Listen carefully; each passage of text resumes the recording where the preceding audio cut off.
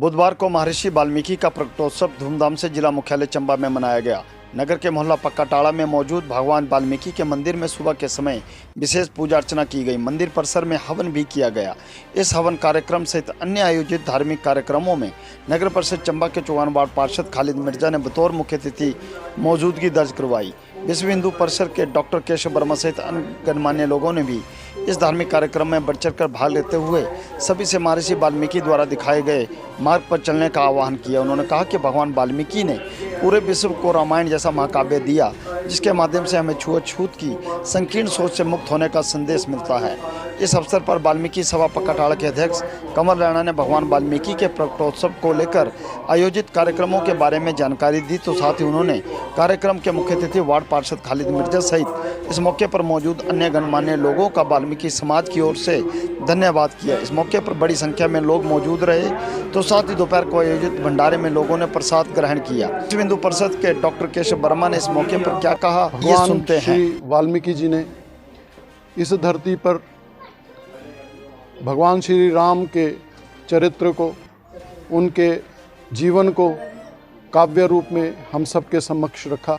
भगवान श्री वाल्मीकि जी ने उस समय इस धरती पर अवतरण लिया जबकि इस धरती पर बहुत सारा अत्याचार, बहुत सारा पाप पनप रहा था। उन्होंने ये भगवान श्री राम के जीवन का संदेश लिखित रूप में, काव्य रूप में हम सबके समक्ष रखा। वो भगवान वाल्मीकि हम सबके इस हिंदू मानस के प्रेरणा स्रोत हैं।